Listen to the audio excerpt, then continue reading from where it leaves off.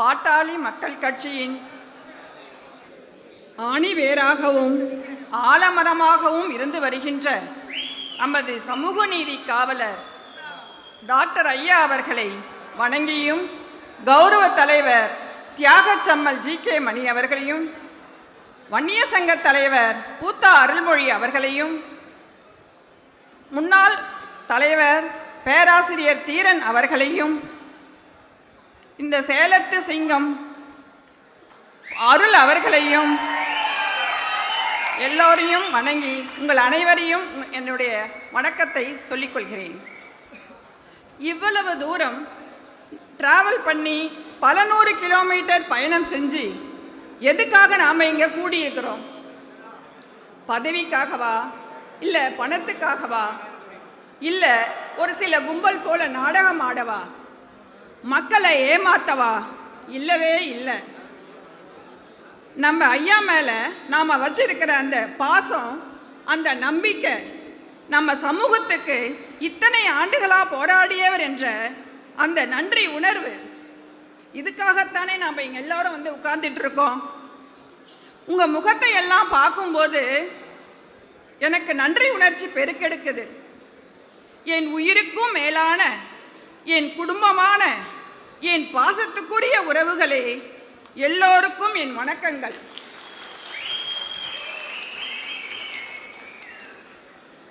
இன்னைக்கு நான் இங்கே ஒரு அரசியல் கட்சி தலைவர் மகளா, அரசியல் கட்சி நிர்வாகியா பேச வரல. ஒரு மகளா, ஒரு வன்னிய சமூகத்து தமிழச்சியா, மனசு முழுக்க ரணத்தோட, ஆனா அதே சமயம் மனசு முழுக்க ஒரு வைராக்கியத்தோட உங்க முன்னாடி வந்து நான் கேட்டு நிற்கிறேன். இன்னைக்கு காலையில் அப்பாவை பார்த்தேன். அந்த மனுஷன் முகத்தில் எந்த மனுஷன் சிங்கமாக கர்ஜித்தாரோ, எந்த மனுஷன் இந்த தமிழ்நாட்டு அரசிலேயே 40 வருஷமா ஒரு கலக்கு கலக்கினாரோ, அந்த மனுஷன் கண்ணில் இன்னைக்கு ஒரு வலி தெரிஞ்சுது. எத்தனையோ பொதுக்குழுவை அவர் நடத்தியிருக்கார். ஆனால் இன்னைக்கு அந்த வலி உடம்பு வலி இல்லை.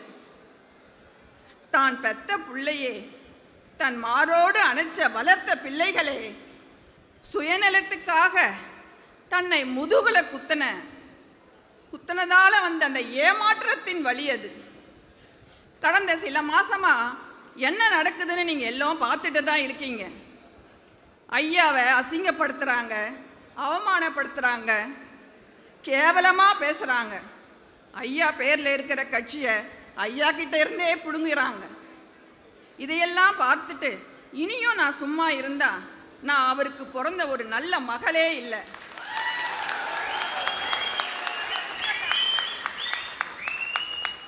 அதான் இத்தனை வருஷமா நான் ஏறாத இந்த அரசியல் மேடைக்கு இன்னைக்கு வந்திருக்கேன். எனக்கு மேடை பேச்சு பேச தெரியாது, பழக்கமும் இல்லை. ஆனால் என் மனசில் இருக்கிற அந்த உண்மையான உணர்வை உங்ககிட்ட அப்படியே நான் சொல்கிறேன். இன்னைக்கு ஐயாவை எதிர்க்கிற அந்த கும்பலை பார்த்து நான் ஒன்றே ஒன்று கேட்குறேன். டேய், நீங்கள் யாருடா?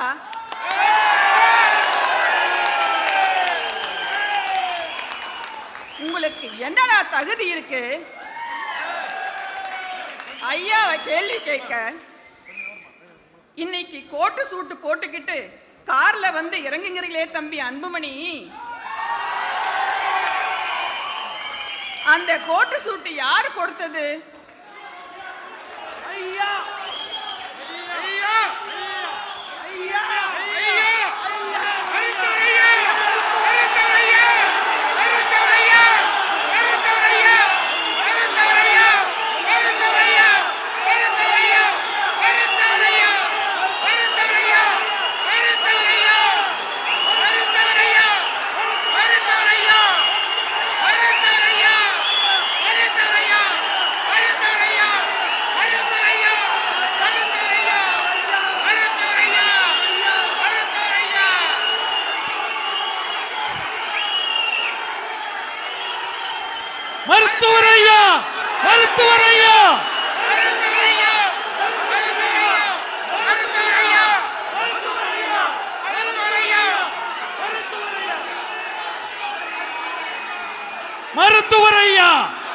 மருத்துவர் ஐயா, மருத்துவர் ஐயா, வாழும் தெய்வ மருத்துவர் ஐயா, வாழும் தெய்வ மருத்துவர் ஐயா, எங்களின் இதய தெய்வ மருத்துவர் ஐயா, வாழும் தெய்வ மருத்துவர் ஐயா, வாழும் தெய்வ மருத்துவர் ஐயா, எங்களின் இதய தெய்வ மருத்துவர் ஐயா, மருத்துவரை தான் ஆடிவேன், மருத்துவர் ஐயா, மருத்துவர் ஐயா தான் ஆடிவேன், மருத்துவர் ஐயா தான் ஆடிவேன். போதும் போதும் அமைதியா இருங்க. நீங்க படிச்சு வாங்கின அந்த டாக்டர் பட்டம், அந்த கார் யார் கொடுத்தது? அந்த எம்பி பதவி, அந்த மந்திரி பதவி, அந்த ராஜ்யசபா சீட்டு, இது எல்லாம் உழைச்சி வாங்கினீங்களா?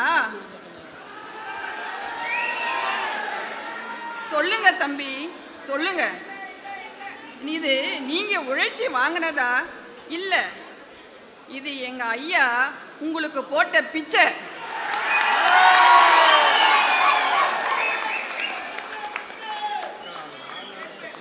இத்தனை வருஷம் நீங்க ஐயா உழைப்புல சுகமா வாழ்ந்தீங்க. ஆனா ஐயா 96,000 கிராமம் யோசிச்சு பாருங்க. 96,000 கிராமத்துக்கு கால் கடுக்க நடந்தாரு, சிறைச்சாலைகள்ல படுத்து தூங்கினாரு, தன் ரத்தத்தை வியர்வையா சிந்தனாரு. எதுக்கு? தான் பையன் ஏசி ரூம்ல உட்காரணுன்றதுக்காகவா? இல்லவே இல்லை. என் வன்னிய சமூகத்து பிள்ளைகள் படிக்கணும், வேலைக்கு போகணும், அதிகாரத்துக்கு வரணும் அப்படின்றதுக்காகத்தான். ஆனா தம்பி அன்புமணி என்ன செஞ்சார்? நாடாளுமன்றத்துக்கு அனுப்புனா அங்க போய் நம்ம மக்களுக்காக பேசுவாருன்னு பார்த்தா, கணக்கு எடுத்து பாருங்க, மற்றவங்க எல்லாம் 80% போறாங்க, நம்ம தமிழ்நாட்டு எம்பிங்க 75% போறாங்க. ஆனா அன்புமணி தம்பி வெறும் 15% தான் போறாரு. இதுக்கு பேரு தான் தலைவரா? இதுக்கு பேரு தான் உழைப்பா? இதுக்கு பேரு தான் பொறுப்பா? ஐயா பேரை சொல்லி பதவி வாங்கிறது, அப்புறம் ஐயாவையே தூக்கி எறியறது, இதுக்கு பேரு அரசியல் இல்லை தம்பி. இதுக்கு பேரு பச்சை துரோகம். இதுக்கு பேரு சுயநலம். இதுக்கு பேரு பேராசை. இன்னைக்கு சில பேர் கிளம்பி இருக்காங்க, சின்னையா தான் இனிமே எல்லாம்னு.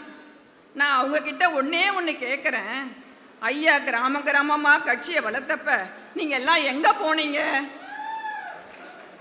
நம்ம மாம்பழம் சின்னம் போனப்ப நீங்க என்ன பண்ணீங்க? நம்ம கட்சி அங்கீகார ரத்து ஆனப்ப நீங்க என்ன கிழிச்சீங்க?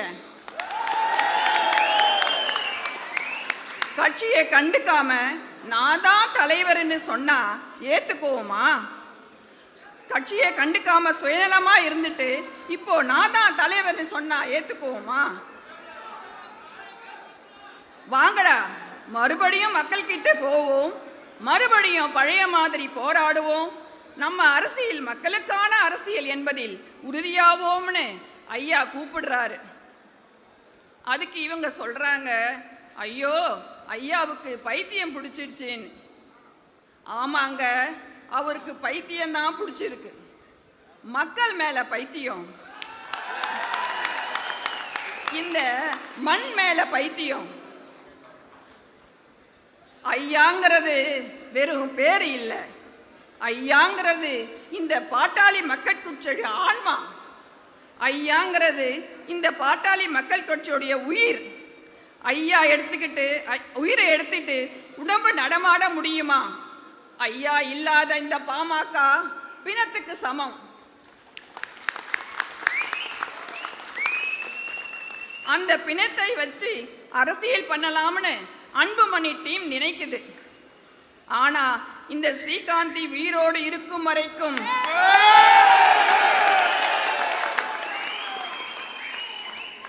இங்க இருக்கிற லட்சக்கணக்கான தொண்டர்கள் உசுறு இருக்கிற வரைக்கும் அது நடக்கவே நடக்காது.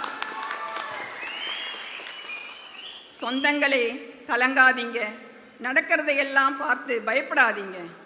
இதையெல்லாம் ஒரு நல்ல சகுனமாக தான் நான் பார்க்குறேன். ஏன் தெரியுமா?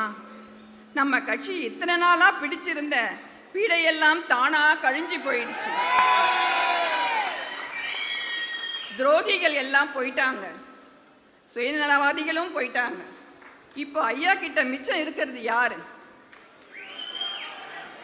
உண்மையான விசுவாசிகள். கலப்படமில்லாத தங்கம் நீங்கள்தான். இனிமே பாருங்க, ஐயாவோட ஆட்டத்தை இனிமேதான் பார்க்க போறீங்க. 2026 தேர்தல் வருது. இன்னும் 5 மாசம்தான் இருக்கு. இந்த தேர்தலில் பாமக ஒரு சாதாரண கட்சியாக இருக்கக்கூடாது. ஒரு தவிர்க்க முடியாத சக்தியா மாறணும். நமக்குன்னு ஒரு மரியாதை வேணும். நம் சமூகத்தோட நோக்கங்கள் எண்ணங்கள் நிறைவேறணும்னா சும்மா வெளியே இருந்து ஆதரவு தர்றது பத்தாது. ஒரு ஆட்சி மாற்றம் வேண்டும். அந்த ஆட்சியில நமக்கு பங்கு வேணும். ஐயா வியூகம் வகுத்துட்டாரு. யார் கூட கூட்டணி, யாருக்கு சீட்டு, எப்படி ஜெயிக்கணும்னு ஐயாவுக்கு தெரியும். இனிமே குறுக்க பேச யாருமே கிடையாது. காலை வாரிவிடவும் யாரும் இல்லை. நான் சொல்றேன், எழுதி வச்சுக்கோங்க.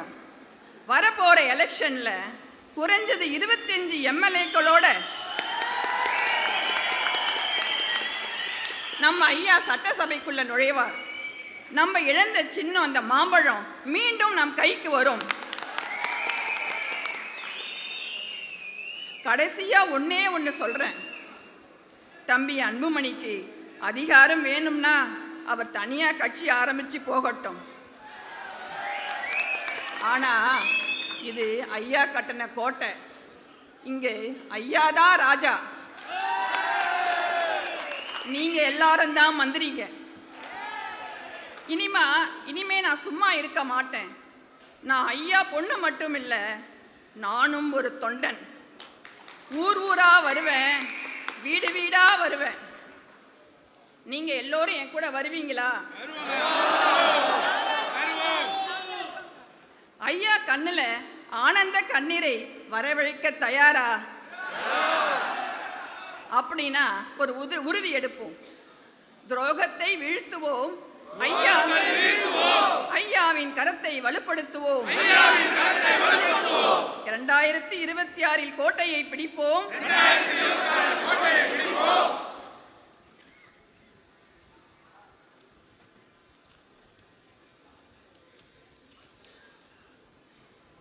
ஐயாவுக்கு உரிமையான இல்ல அது நான் பேசுகிறேன், நீங்க சொல்லத்தால. ஐயாவுக்கு உரிமையான ஐயா வளர்த்தெடுத்த பாமக என்ற மாபெரும் இயக்கத்தை ரெண்டாக்கி களவாடிக்கிட்டு போன நீங்க யாரோட உரிமையை மீட்க போறீங்க? அரும்பாடுபட்டு ஐயா வர்த்த கலட்சியை மீட்க நீதிமன்றம் ஏறி உரிமை போராட்டம் நடத்துற நிலைமையில் அவர் நிறுத்திருக்கிற நீங்க மக்களோட உரிமையை மீட்க போறேன்னு சொல்றது நல்ல கேலி குத்து. ஆவுன்னா எங்க கௌரவ தலைவரையும் எங்க சேலத்து சிங்கமான மாநில துணை செயலாளரையும் திமுக கைகூலி, திமுக அடிமைன்னு மேடைக்கு மேடை முழங்குறாங்க. இதை சொல்றவங்க யாருன்னு பார்த்தா அத்தனையும் RSS அடிமைகள். பேசுவார் பேசட்டும், ஏசுவார் ஏசட்டும், நம்மோடு ஐயா இருக்கிறார். அனைத்தையும் அவர் பார்த்து கொள்வார். நன்றி, வணக்கம்.